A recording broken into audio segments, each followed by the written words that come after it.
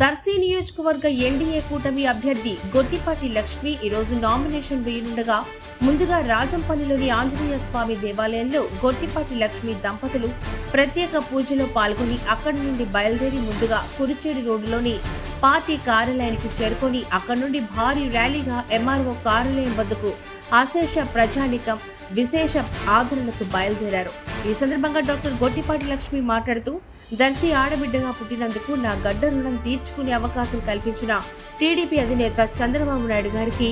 నన్ను మీ బిడ్డగా మీ ఆడపడుచుగా ఆదరిస్తున్న దర్శి ప్రాంతంలోని ప్రతి ఒక్కరికి పేరు పేరున హృదయపూర్వక నమస్కారాలు తెలియజేశారు. మీ అభిమానం, మీ దీవెనలు, మీరు చూపిస్తున్న ఆదరణ చూస్తే నాకు బాధ్యత పెరుగుతుందని, మన ప్రభుత్వంలో దర్శిని ఎలా అభివృద్ధి చేయాలని నేను తపన పడుతున్నానని, నేను మీకు భరోసానిస్తున్నానని, దర్శి భవిష్యత్తు కోసం పనిచేస్తానని, దర్శి భవిష్యత్తు కోసం పనిచేస్తూ అభివృద్ధి దిశగా అడుగులు వేస్తానని, దర్శిని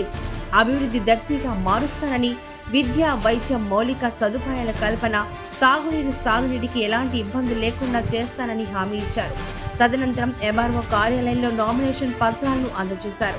డాక్టర్ గొట్టిపాటి లక్ష్మితో పాటు ముఖ్య అతిథిగా వంగవీటి రాధాకృష్ణ,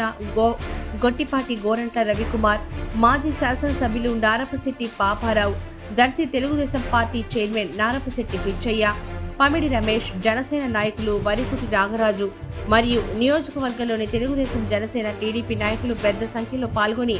నామినేషన్ కార్యక్రమాన్ని విజయవంతం చేశారు.